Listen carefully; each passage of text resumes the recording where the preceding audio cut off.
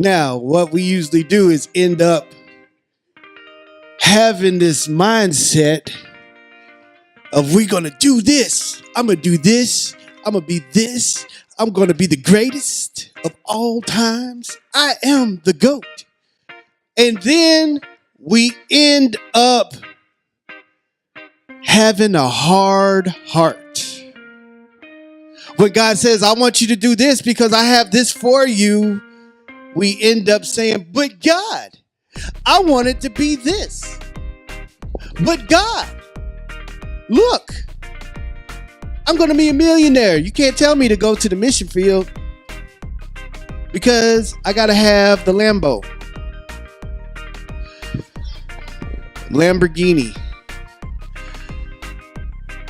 I can't drive the church bus because I got to have that brand new Mercedes. And I'm not picking up nobody taking them to church in my brand new Mercedes. So we have a heart.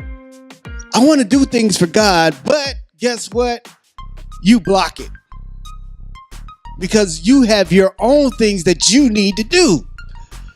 You have, I got to be the greatest basketball player of all times. And God might want you to play football. I don't know. But I will take the heart of stone out of you and give you a heart of flesh. Okay? So that was what God was saying to you.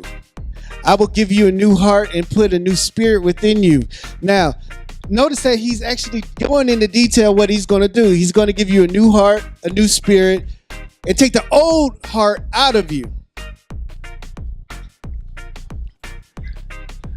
Because what he's doing is this. He's remodeling on the inside of you. Sometimes we get old and crusty. And we need a new heart. Our motives have become old. Or just for us. And God's saying, I'm going to give you a new heart and a new spirit so you can serve me. So you can do what you need to do instead of doing it for yourself. So I want you to look at things that you pray for. When we get alone with God, what are you praying for? Is it, I need a new bike. I need the Xbox 580. I need the PS12. The new PS12.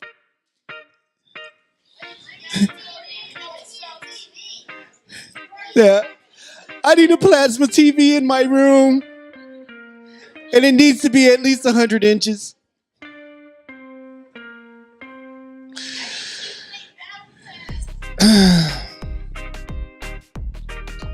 What are you praying for? What is the motive for you doing this?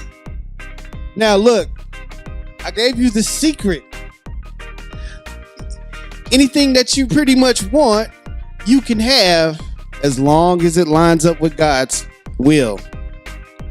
When you have that, when your will and God's will lines up, anything that you pray for, he's going to give it to you. You know why? Because he said it in his word. He said he would give you the desires of your heart. But if it's going to kill you, nobody's going to do that.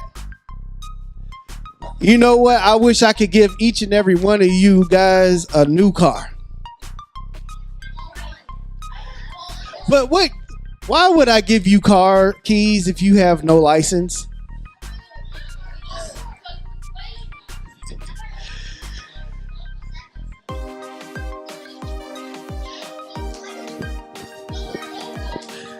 So think about this. A lot of people ask God for a lot of things. Just think, you got people who pray, I need $1 million to get out of debt, God. All right. When I give you $1 million, what you gonna do with it? What's the first thing you would do with it?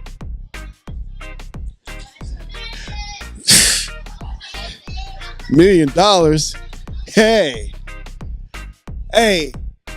Do you know how much tithe would be for $1 million? 100,000.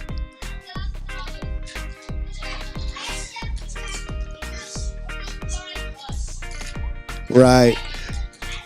So what does God need to do? He needs to change what we're about to do, because once we start to line up, you know, we have the idea, we have the mindset that we're going to do the right thing, but when it's like this, God can't really work with it and it be in your benefit.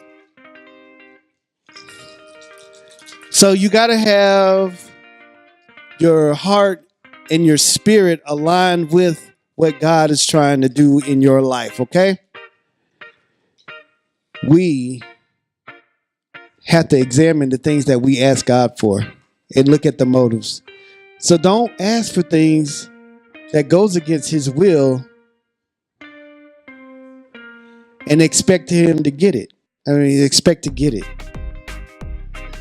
God, I ask all the time.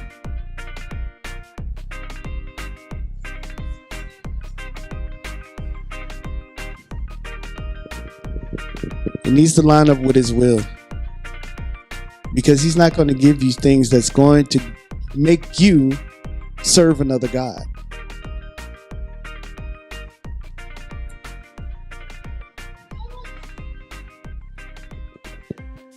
So that was that. I really want you guys to that's the first step right now. So we'll talk about more on next week. Examine your motives, okay?